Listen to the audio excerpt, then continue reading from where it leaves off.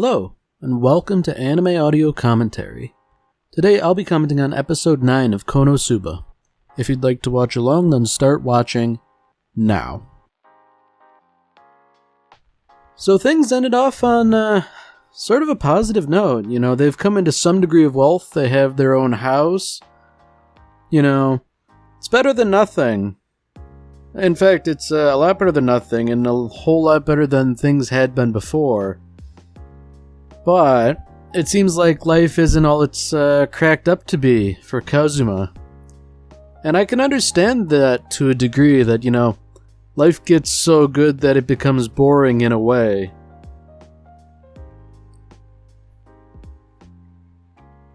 Of course, you know, he's the only one who seems to be suffering from this issue. I mean, I guess maybe Kazuma's only, like, the only person capable enough of recognizing the situation, you know. Aqua's clearly not intelligent enough. And I feel like Megumin and Darkness are just sort of too easily distracted by other stuff.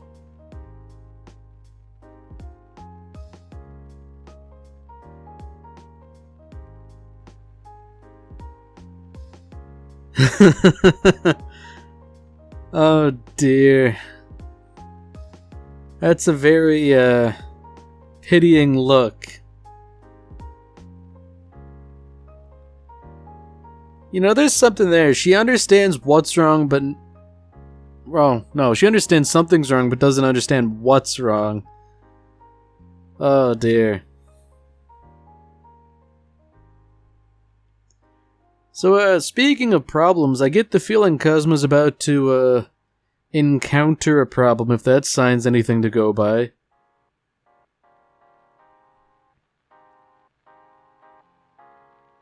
Yeah, how interesting that people just sort of loiter around in front of a sign like that, as if they're not actually interested.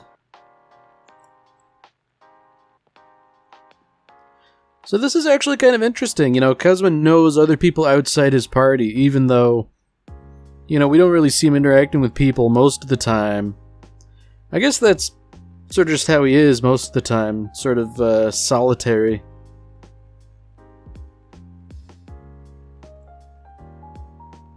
Now this is something Kazuma's definitely interested in, but I feel like it's only going to lead to trouble.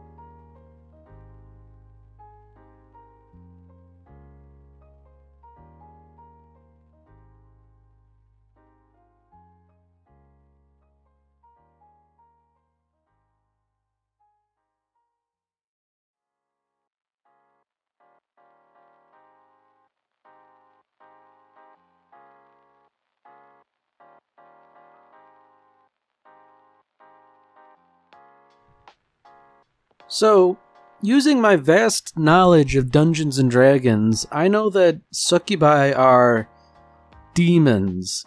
And generally speaking, we know how Aqua feels about the undead. I can't imagine she'd be too fond of demons either, so... You know, I think it's fairly understandable that if Kazuma were to entertain a demon, there would be cause for them to be unhappy with him. And I suppose if he were also inviting them into his house, they would be unhappy for other reasons too. You know, mainly pertaining to their appearance rather than their vocation, I suppose.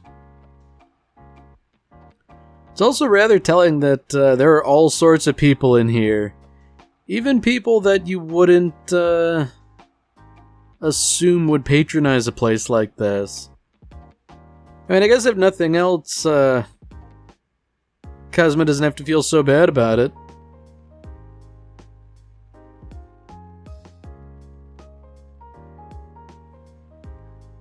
Man, I can't imagine that a uniform like that would make concentrating easy, or listening to what they have to say.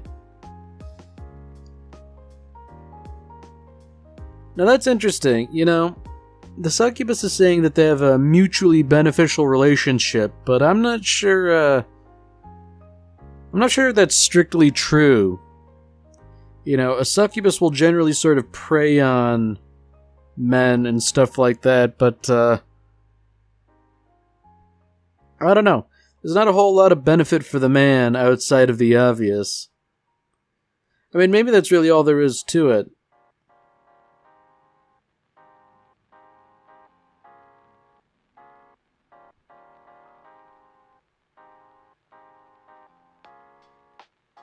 Yeah, I guess I understand the idea of this service. If it's all in a dream, it's certainly lacking in risk, but at the same time, I feel like this is one of those things where if you indulge and you get used to indulging, it sort of ruins real life for you.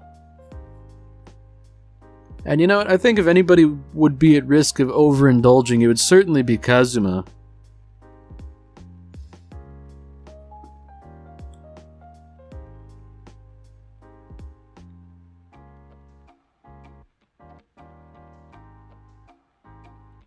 So I do have to wonder, how much is the succubus able to influence the dream? Because, oh my. Like I was gonna say, because, dreaming, that's normally something your brain just kind of does on its own, but, I suppose it wouldn't be outside of the realm of possibility for a succubus to, I guess, interfere or influence dreams.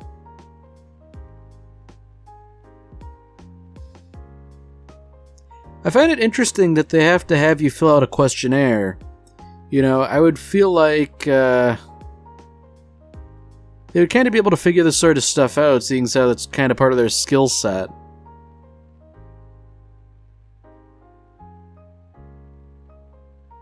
Yeah, Kazuma's going down a dangerous path here by saying, hey, could you imitate real people, perhaps people I know, and, What are the other restrictions here?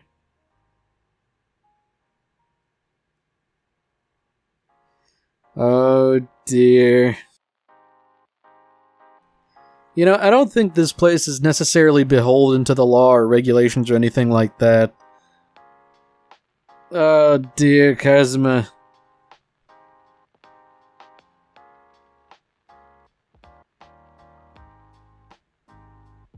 Alright, so that's actually kind of interesting. If you get drunk and fall asleep like that, the whole thing won't work. I guess it makes sense. If you fall into a really deep sleep and you don't dream, then I guess you can't have the dream you pay for.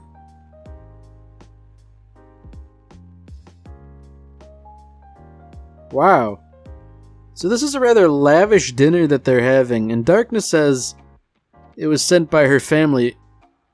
That just sort of raises more questions than it answers, because the idea was that they were already kind of well off, the party as a whole, but if Darkness's family can afford to send all sorts of fancy alcohol and seafood, then surely they've got to be very well off. I mean, in a medieval setting, generally you don't want to eat crustaceans and stuff like that. They were considered to be like vermin. Eating them as a punishment rather than a rare luxury. So, I mean, clearly that's not the case. These people are treating it as the luxury it is. But that they would be able to get so much so readily speaks to a rather astonishing degree of wealth. Because I'd imagine, the problem with most food in medieval times was sort of preserving it. And I feel like seafood would have been especially dangerous.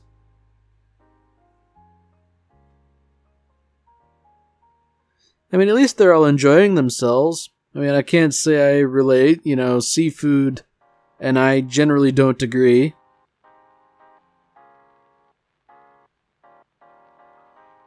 I'm wondering if, there's a little bit of foreshadowing about, like, don't drink too much. Seeing as how there are a bunch of bottles, I feel like, the inevitable is going to happen. They're going to drink too much.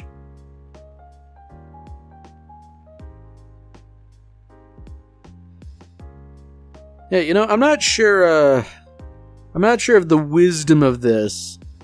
Like, does heating up liquor, does that make it taste better, or is it more potent that way? I'm wondering if this is just something silly Aqua does just because she can. Poor Kazuma. He had the presence of mind not to drink like that. But on the other hand, he's being tempted on all sides. I feel like self-restraint isn't Kazuma's sort of forte.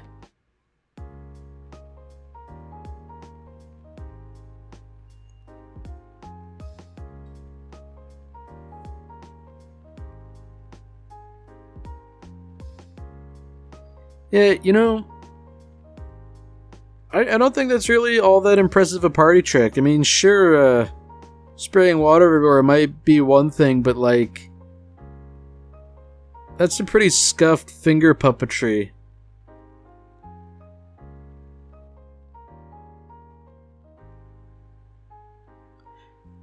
So it's kind of interesting that the assumption is he doesn't like the food, Like, he was eating a lot. It's the alcohol that's the problem.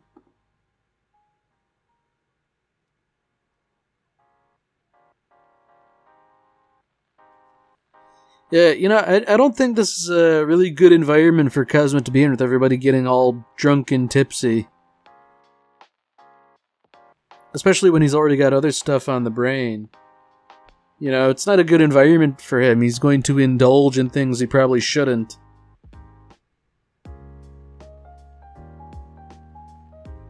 I mean, I don't know, just thinking about it, is the succubus really important?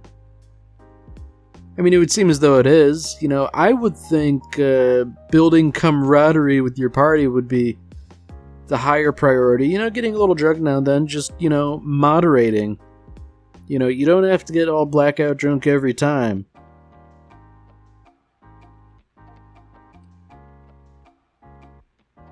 Yeah, I feel like maybe alcohol would have helped. I mean, if he's so excited that he can't sleep, then he's not going to get his money's worth.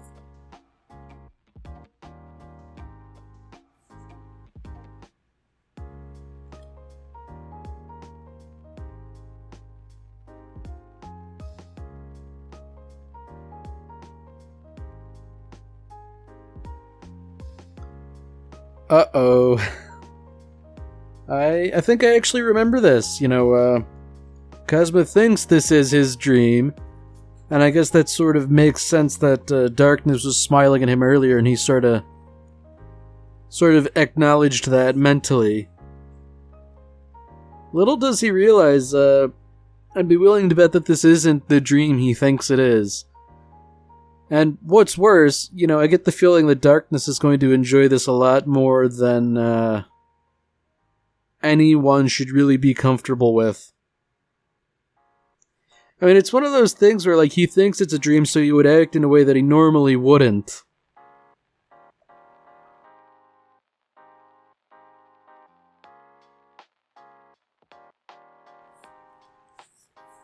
Man, I feel like this is gonna make for some real awkward conversation next morning.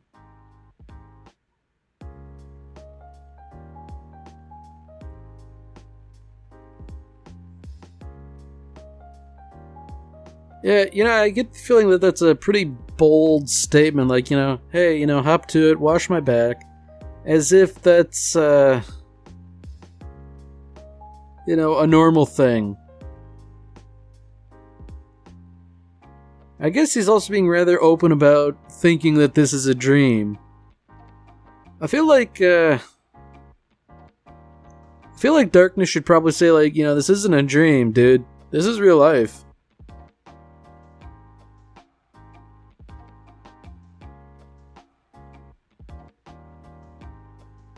Oh dear. It's a rather embarrassing admission. That doesn't reflect all that well on Darkness that she sort of fits the bill.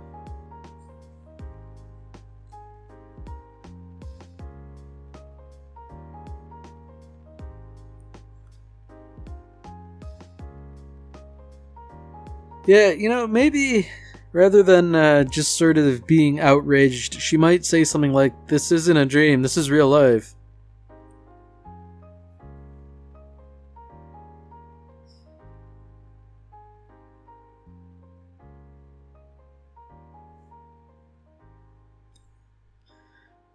Man, I think it's also kind of telling that his concern is like, what about the neighbors? You're being kind of loud. I mean, I guess in a sense, you sort of can't blame him for thinking this is the dream, seeing as how Darkness would fit into a situation like this and just kind of go along with it because it's embarrassing.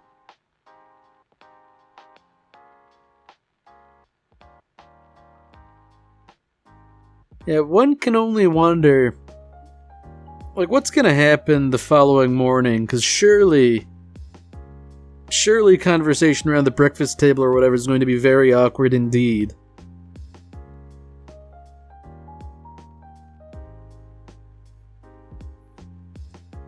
I mean, Darkness is acting like this is somehow unusual, and unbeknownst to her, like, this, really isn't. It's just Cosmo thinks there's not going to be any consequences to his behavior now, so he's acting out. It is also rather fortuitous that she sort of matches the bill of that little preferences thing he filled out.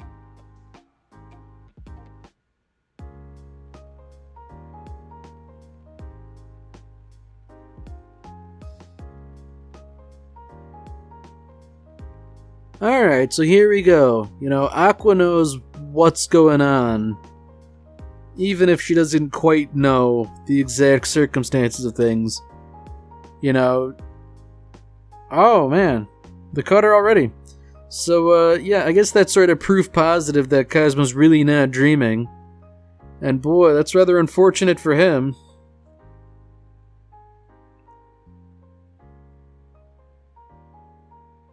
Yeah, I sort of figured this would be the case, that Aqua would immediately, I guess, have an intense disliking for a succubus sneaking in.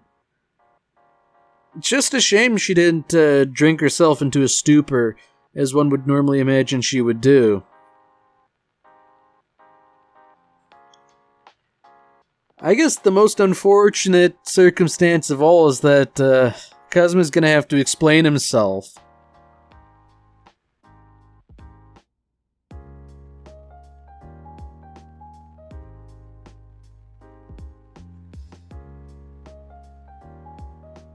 Yeah, I don't think there's any good way to explain this, It's like, I hired the succubus, ha ha ha. But at the same time, sort of interspersing himself between the aggrieved parties. I can only imagine this is going to devolve into a fight, and one that will be deleterious for the house they live in. And I'm pretty sure, if I remember correctly, they're only renting it.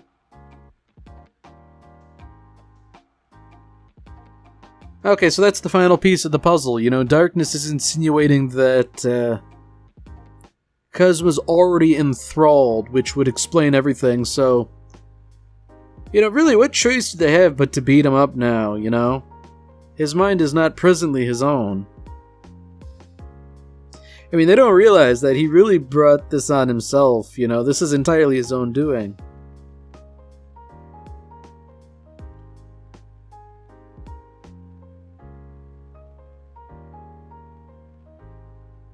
Now, this is an interesting matchup, because I feel like, at least physically, none of these people can really compete with Kazuma. Like, what's Darkness gonna do? Miss at him?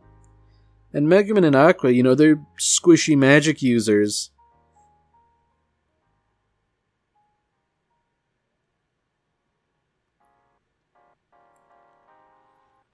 Although, on the other hand, it is 3-on-1, so you never know. Yeah, I guess it's unfortunate that the number's told in the end. You know, Kazuma probably didn't deserve that beating.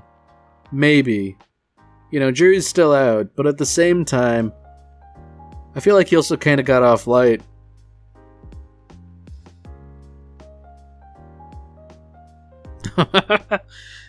Oh, wow. Leave it to him to blame darkness for getting in on the action.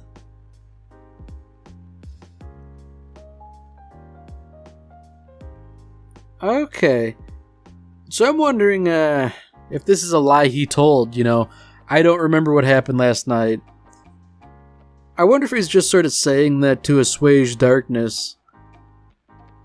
I feel like that would be the smart thing to do, you know, sort of feign amnesia rather than hold that whole incident over her head.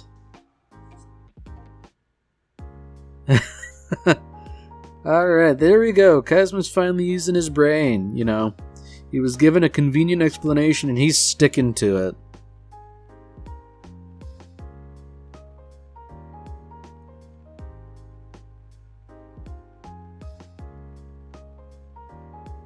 Yeah, you know, I feel like Kazuma's poking the bear. Maybe you shouldn't sort of insinuate that he does remember in the way that he's doing.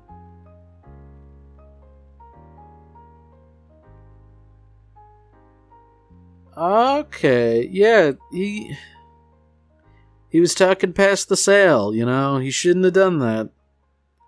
I feel like that only introduces more problems, and he could have gotten off relatively scot-free.